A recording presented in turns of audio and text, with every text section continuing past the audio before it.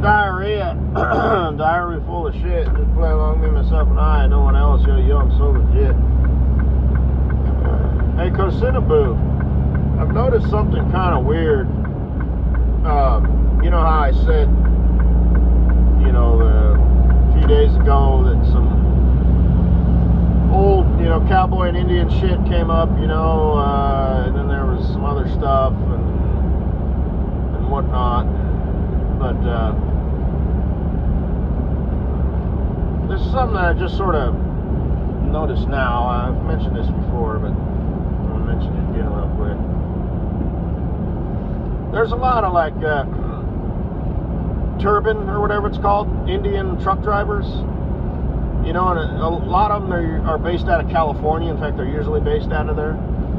And they have like pictures, you know, either on their truck or their trailer of like a guy in a turban, or there was one guy, it was like an Arabian looking dude with like a sword, you know, the kind that gets fatter, you know, kind of down on the end, you know, and it's curved like a kind of like a samurai sword, but like an Arabian sword or whatever, you know what I mean? Arabian, wherever.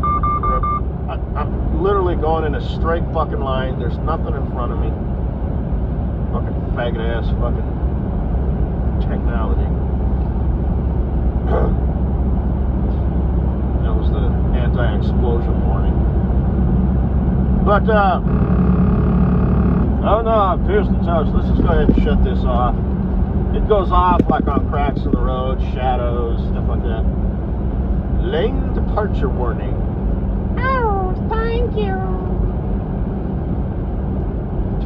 There's a perfectly good bucket on the side of the road. Who would throw away a perfectly good bucket? It must have fell out of somebody's truck. My lucky day.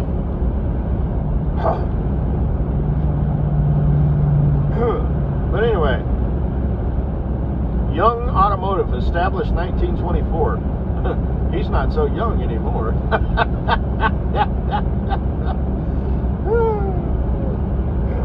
Julie Campbell and Tracy Freshwater. Why, yes, I do like soup. And yes, I would love a glass of cucumber water. Oh, this is comedy gold. Yes.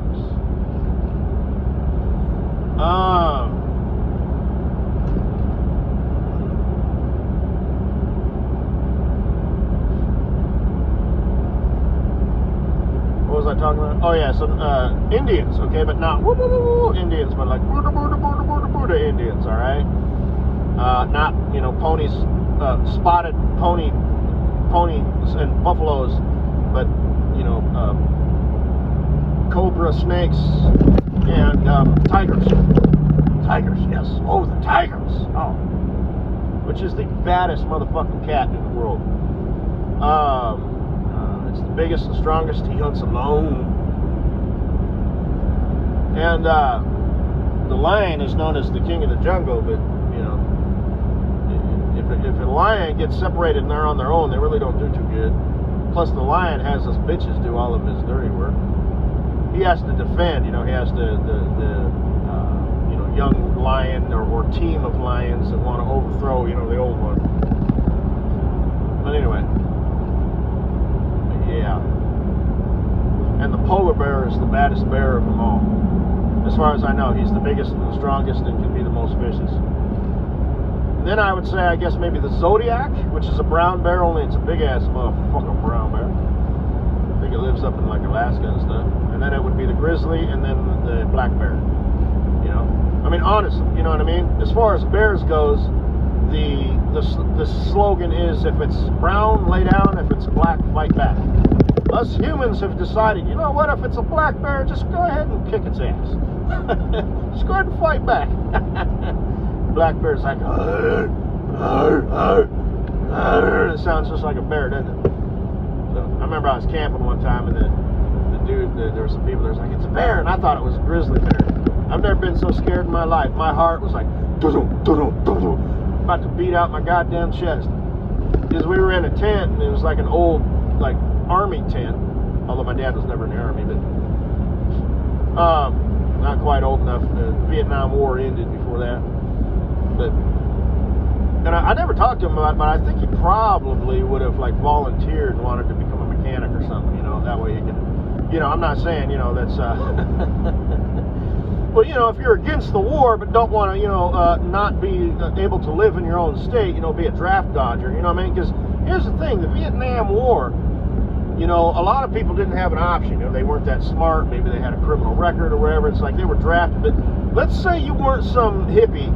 You were like a respectable dude. But, like, I remember the older folks, you know, I've heard stories about that, you know, like people who were World War II veterans, you know, back in the day, they were like, we were fighting against people who were putting people in ovens.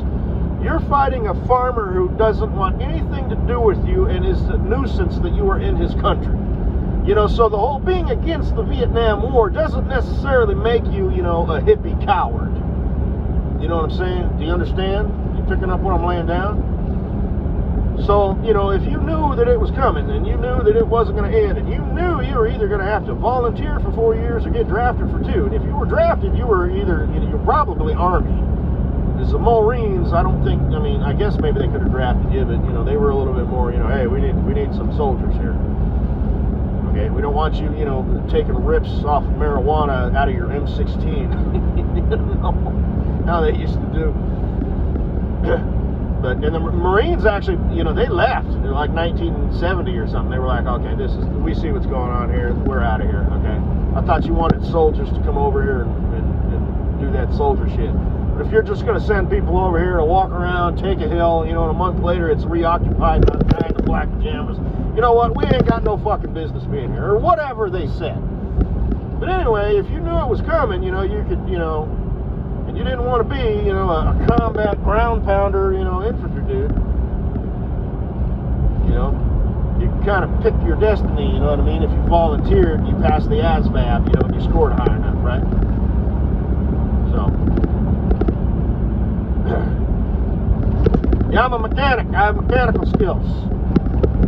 I work on your tanks and vehicles and shit.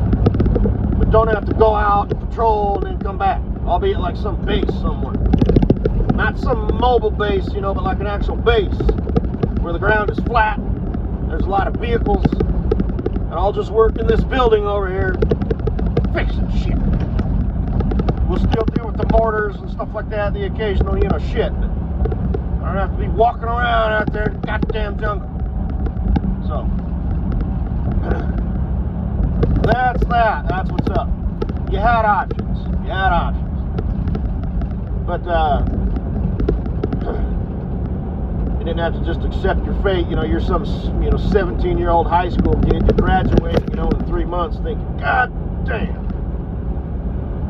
Ain't no cure for the summertime blues.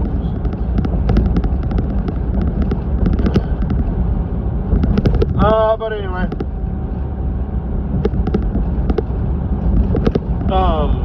So anyway, yeah, and they got weird shit. And there was this one guy, it was a picture of a guy in a turban and he had like a rubber bander on his back. And I thought, really? Really? That's what you're going with? Especially here in America? Because us Americans don't recognize you as like some Indian dude who's, you know, a freedom fighter for the revolution. We see that and we see Taliban. Holy shit, dude! And one just passed me right now, and he was like on a yoke or whatever it's called, between 2 oxen. You know, and it's like, what in the fuck? Y'all be weird and shit. They got like those giant knots, you know, that are hanging off their mirrors and stuff. You know, border, you know, I don't know. But so anyway, it kind of made me think of you, because, you know, Indian, it's just like, it's a different kind of Indian, you know. So, that's what's up, Chuck. Seems like I was going to say something. Oh yeah, that movie, I was talking about lions. Made me think of the movie Secondhand Lions with Robert Duvall and the other dude. And, that princess chick. Woo! That reminds me of you, baby girl. You're the princess chick. Hey, did you watch that movie, The Quick and the Dead? So the girl, Ellen, played by Sharon Stone, that's Kleber, okay? So that's like kind of your competition, only she's way prettier, so keep that in mind. But you're the motherfucking princess, only you're way prettier in that movie Secondhand Lions. So like I said, just relax. Where would you like to go on your honeymoon, other than in the Amazon or Australia?